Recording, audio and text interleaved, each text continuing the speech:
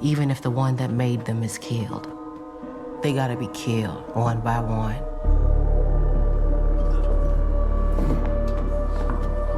I'll have whatever the old man having.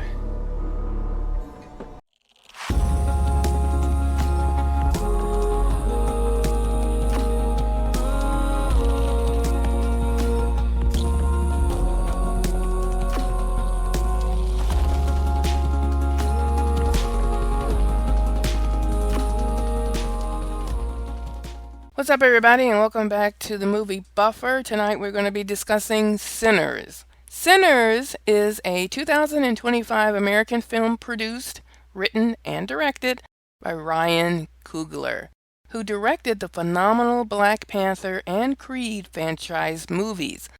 Set in 1932 in the Mississippi Delta, the film stars Michael B. Jordan in dual roles as criminal twin brothers who return to their hometown to start anew, where they are confronted by supernatural evil. The movie also features Hailee Steinfeld, Miles Caton in his film debut, Jack O'Connell, Wunmi Mosaku, Jayme Lawson, Omar Miller, and Delroy Lindo. Love him. Sinners premiered on April 3rd, 2025 in New York City and was theatrically released across the United States on April 18th, 2025 by Warner Brothers Pictures. The film received critical acclaim and grossed $365 million worldwide and counting, making it the ninth highest grossing film of 2025.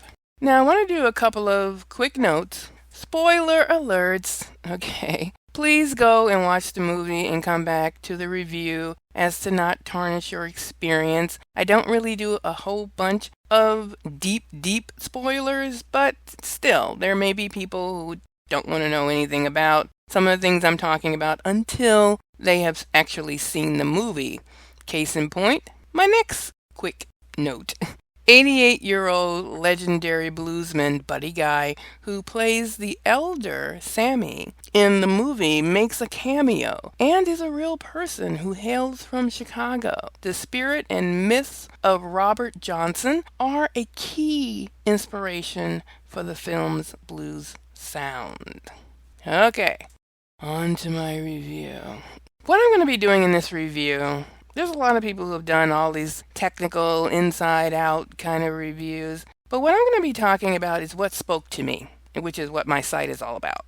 What speaks to me? The movie and the scenes in the movie, which I'll be talking about in this review. So this is how I'm taking it, okay?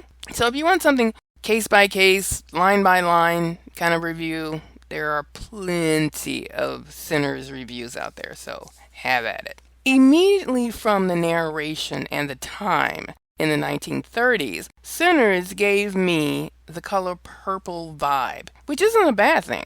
I just wanted to give you a sense of what the movie immediately conjured up for me as I was watching it. And am I the only one who notices that whenever we have an actor playing a double role, like twins or what have you, we tend to focus on the exchange? So I wonder, should I look for any weird camera tricks, or is that just me? Anyway, let's keep going. I will say that it was very good. I thought they did a very good job in cinematography regarding dealing with the twins. And of course, our AI and graphics are much better now. I will also say, as a red-blooded female woman, whenever there are two Michael B. Jordans, I'm all for it. Okay. No matter how cheesy it may seem, there it is. That's who I am. But honestly, they did a very good job with the crossplay of him interacting with his twin, especially with the whole cigarette. And this scene regarding the cigarettes is an important scene throughout the movie, as well as kind of setting up how they as twins interact with each other. Racism and Jim Crow is in full effect. And I really want to give just a quick history. because this is where this movie is set. After slavery was abolished in 1865, Reconstruction ushered in new laws to replace it, called Jim Crow, based off of a minstrel show character. From 1870 to 1965, another 100 years after slavery, colored people were segregated and marginalized in American society. In the movie, I do like the way it kind of addresses this and makes it known. It is not necessarily subtle, but it's not necessarily just in your face either. There are like mumblings in the background. Actually, when I watch movies, especially these days, I always turn on the CC, the closed caption, because sometimes you can't really make out some of the things that are happening in the background. But since I was watching it with the closed caption, I caught all the background kind of conversations that was happening inside of a few scenes that dealt with this type of thing.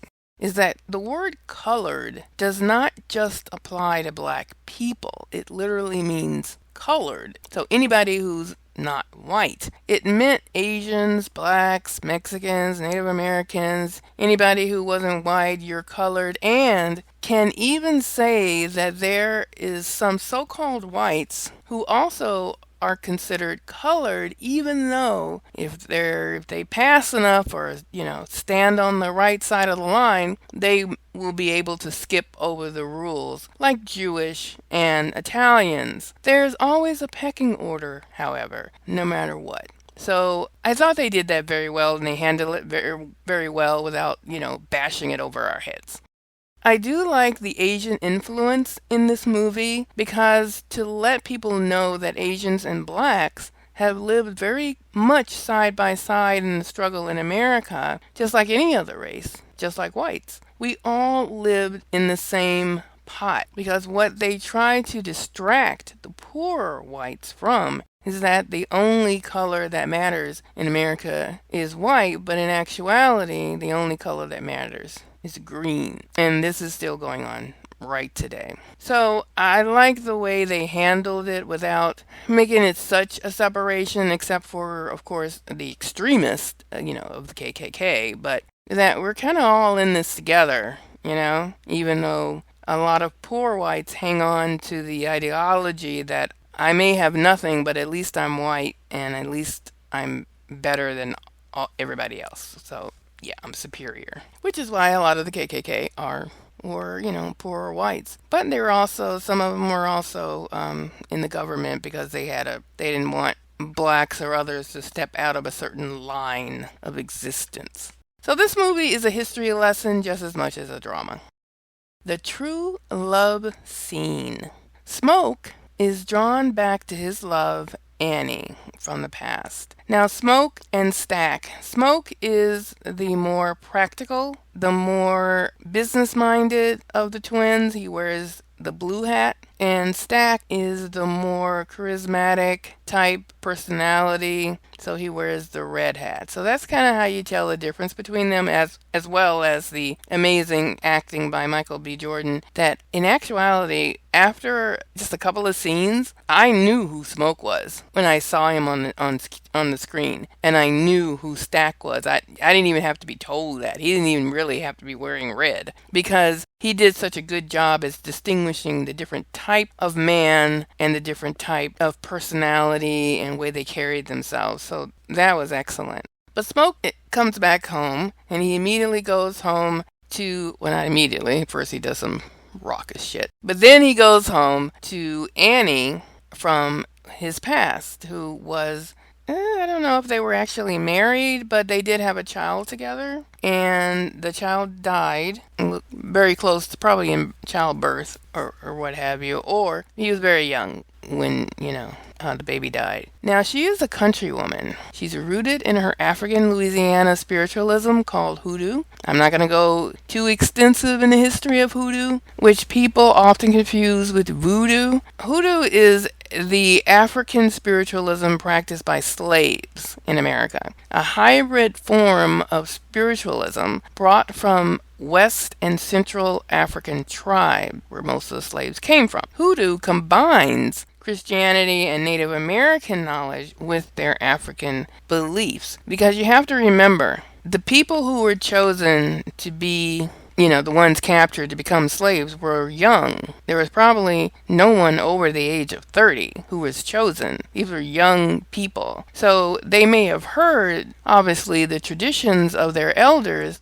It may not be ingrained. So after the trauma of coming over to the Atlantic, in which, of course, a lot of them did die, the ones who were left, when they got there, they were separated. They were different tribes. They didn't speak the same languages with each other. So it's basically a mishmash. And then the slave owners were telling them, trying to indoctrinate them with Christianity, and then they learned from the Native Americans. So it's like they used their tribal religions, and then they learned some things that was probably very close to the Native American different religions, and then used the Christianity that they were being taught as a cover in order to mask the other religions. So that, that's kind of where hoodoo comes from. And you can research, do your Googles and your chat GPTs in order to find out more information on that. Smoke and Annie had a child who died, and he tells her in their encounter that he loves her and he misses her. What's interesting to me about this scene, which is early in the movie, is that he talks about how he's been all of these places. He's been to war. He was in World War I. He traveled all over the world and back to America, which was Chicago, and dealing with gangsters. He had never felt all of these ghosts and goblins and different things that she keeps, saying that, you have to pray against, you have to do these blessings, you have to do all these things in order to, from her beliefs as a spiritualist. She told him something that I find it spoke to me, was the reason why you are alive and even looking at me right now and standing firmly in front of me is because I protected you, along with, of course, his guardians and the ghosts and his ancestors and all of that. That's why he's here. And she had given him a talisman to wear around his neck. And she asked him, he said, "Do you still have the talisman?" He opened his shirt and he said, "Yes, here it is." He took it off and she did a ritual and blessed it, kind of like to take out the evil spirits that were soaked into this talisman. She told him, he says, "Men like you do not come back except in a box, or they are thrown, against the world because of how they were so bad or whatever. And there probably wouldn't even be a body to come back to. So you don't see the demons and you don't see all that because I was protecting you. I was praying for you." So you see that the love that they have is deep and rooted. And also I love the fact that this particular scene did not go ultra sexual like in some stupid movies where he's ripping off her clothes and they're having butt naked sex on the floor or whatever. It's real love and it's deep seated and actual love, and so we as watchers, most of us who are grown, have had sex before. We've made love before. So we know what happens. So I appreciated the fact that the director, where they kissed and they hugged and all of that, and then they pan out from the house and everything. And we know what happens after that. So I don't need to see it because I know what happens. So I appreciated that. As for the cinematography, I'm not an expert of all of that, but I wanted to say that in several scenes, or just really in the movie itself, sometimes to me anyway, it was kind of obvious that it was a soundstage or maybe like a green screen or whatever, and it looked very AI to me in some instances, or maybe because I'm so used to looking at AI. But what I did like about it is that they paid attention to colors, the color of the sky, the pinks and the, different ebbs and valleys. this movie takes place really one day. It chronicles 24-hour period, basically. So it kind of shows all of those colors of that 24 hours. Color of the sky in the morning, the color of the clouds, where the clouds were, the different locations, and all the way down to the sunset and to the stars. It was just beautiful how they paid attention to that. And not just the sky, but also the land itself, the colors of what people were wearing. It was just amazing. So, and it made the movie, to me, more transformative. Past, present, and future, or eternalism, aka the block universe. Another scene that really amazed me, and probably, if you don't talk about any other scene, you're probably talking about this scene. The depiction of the past, present, and future of the blues, or just music and black music and all different types of ethnic music, or any music, yeah. Specifically, the narrator talks about how some people are born with such a strong gift that they can lift the veil between past, present, future, life, and death, with souls intermingling in one room. That is an incredible concept. It is the same phenomena that occurs when you use music, such as spiritual and religious songs, like in your church, regardless of a denomination, even like at a concert, and different things like that, or at a party, or in the backyard where you play your old school, and it takes you back to a time and place. But it's the song that moves and stirs your soul, bringing you closer to God, closer to spirits, or the afterlife. All of it seems to intertwine. For me, as both a spiritual and scientific person, this speaks to the universe itself, which is based on mathematics, quantum physics, and beyond, and where music permeates everything. Any real musician knows you need to understand math and how it influences music and order. Writing a good song and playing a good instrument requires you to know these types of fundamentals. Even if you are not correlating it necessarily with, strict math, like you know all these math equations. It's not about that. It's about the fact of acknowledging that you need to know the beat, and you need to know timing, and you need to know all those kinds of things. So these are just part of the universe. And I believe personally that if, for whatever God you believe in, if he was to speak, he or she would speak in music, and you would completely understand. Because you can say all the words you want, but if you hear a chord, or you hear a symphony, or you hear a person belting out a certain song and lyrics and the music behind it, you completely understand. That's why people have favorite songs, and songs are a part of church, and it's to uplift. So I thought that scene, when you start seeing the ancestors in that scene dancing along with it, it's a powerful, powerful scene. It is literally like art coming to life. And in one scene, one little piece of the scene reminded me of the Good Times painting. And we all know the iconic Good Times painting. And if you don't, just Google Good Times painting. For just like not even a second, the camera or what have you pans across the crowd who are dancing and everything in this particular club that Smoke and Stack own. It's just amazing. This is one of the best scenes I can honestly say I've ever seen in a movie. Just incredible. And this is something that Coogler does well, especially if you watch Black Panther. You understand his thought process when he turns art into moving picture. It's just incredible, and I love the fact that he can do that. So just amazing. Kudos and bows to him.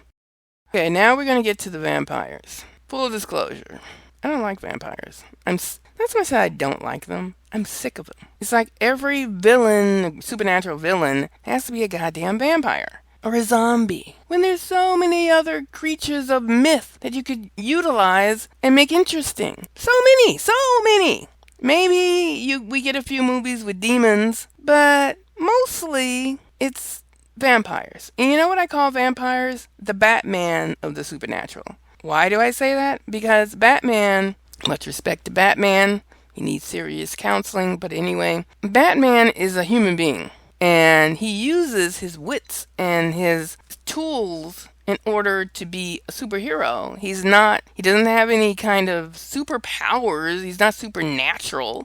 He's just a guy who has a lot of cool gadgets. Vampires are similar, where they were human, and they basically still are in a way. They're just dead. So it's basically like, you can do this too. You want to be a superhero? Be Batman. You want to be a supernatural hero? Be a vampire. And I say, screw you. I don't want to be some infected creature. If I am going to, I'd rather go to the X-Men kind of a thing, as opposed to being infected by some idiot who bit me on the freaking neck. Okay, I'm done with that. But anyway, in this movie, there is a guttural, and I do mean guttural, shift. And that shift is when the vampires come. I'm not going to spend a lot of time on this, but let's go. After the beautiful movie of history that was amazing and powerful, then we get the vampire slayer portion of the story. Okay? And again, hate them. Everyone is having a great old spiritual club night out. The night is so amazing that it transcends space and time. But it also attracts a very old demon, or a very old vampire. We see in an earlier scene that there is a main vampire, think Tom Cruise as Lestat, and he starts gathering dominions. He is attracted, personally, because of this transformative music, to Sammy, the one playing the music and singing. The three show up and they wreak havoc on the club. Luckily, we have a secret weapon, Annie. She, with her knowledge of the dark arts, knows how to defeat them. But this is no happy ending, people. It is a bloodbath. And I don't know if they were just trying to set it up to say that, okay, Annie knows how to kill them, so we're going to set it up that she is this, hoodoo priestess, so she will know or have heard or has knowledge, which she does. We all do, how to kill vampires. You need a wooden stake through the heart. You need a garlic. You need all these different things. If you've seen any vampire movie, just substitute all that kind of stuff. And of course, we need sunlight to obliterate them. Now, the end scene, I did cheer. And all I have to say about that is Ram-bro. Not Rambo, Ram-bro. Hilarious. I just made the connection, and you may have made that connection as well if you saw it. I feel that during this movie, the brothers were set up also as supernatural kind of creatures, in a way. They had such a myth and lore about the two of them. Mainly because their mother died during their birth, and she stayed around to kind of guide them and help them as best she could. I mean, not the mom, the person the midwife who helped give birth to them. And it's kind of interesting that they didn't show us a scene like that. A scene could have been like a minute long of watching the mom give birth and then the midwife there. I thought that would have been a nice little flashback, but it wasn't in there. The father was evil. And I don't mean evil as in a supernatural way, necessarily, I guess, but he was definitely a bad man. He wasn't nice, and he beat them, and, all these horrible things, and he was obviously just not a good guy, and people in the town steered away from him. And they thought after he died that these twins inherited that evil as well.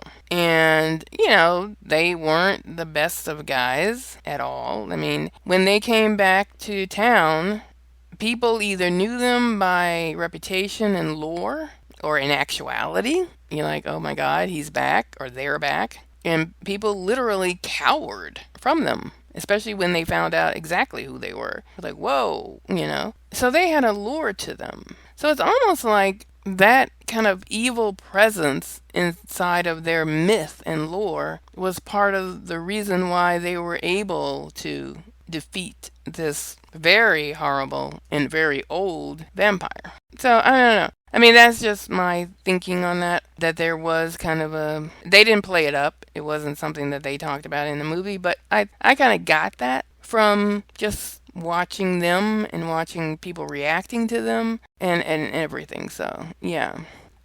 Okay, so have you seen Sinners? What did you think about it? Like I said, I thought it was a beautiful movie. And if I thought it sucked, I would say so. I don't like vampire movies. And you know what? I don't really think the vampires were even necessary for the first part of this movie. When you watch this movie, you may think, oh, I'm going to see these vampires. This is going to be a vampire movie. It's not, really. You know, it's almost like the vampires are tacked on at the end. To me, it wasn't needed. You don't need vampires for this particular movie to be amazing. If you wanted a villain, the villain in the movie already was the KKK. Everything that happened could have happened with that, and that would have been the end of it. So that's my only real critique, that it went from this amazing historical type of movie. Why are these vampires here? It was so blunt like that, you know? So that was my only thing. It wasn't a build to the vampires, like it was a real build to everything else going on in the story. Even the KKK and all that was a build to that. But there wasn't really a build to the vampires except for one scene or whatever, and then it just felt tacked on. I didn't like that. So that's my criticism of the movie. Other than that, great direction, great acting. The music is phenomenal. It's just really good. It really worked with each scene. Very touching and telling story. I'm glad I watched it. It took me a minute to watch it, only because as soon as I heard it was a vampire movie, I was like, okay, nope, I'm not going to the movies to see this. I'll wait for it to come on HBO, which is what I did. So, what did you think about Sinners? Please let me know at the bottom. Comment. Make sure you are subscribed. And make sure that if you like these types of reviews, that you stay and hit the bell, and so you can get notification each time that I post a new video. And if you made it this far, put a peace hand emoji in the comments. And say it with me, guys, in unison. Peace. 2 fingers.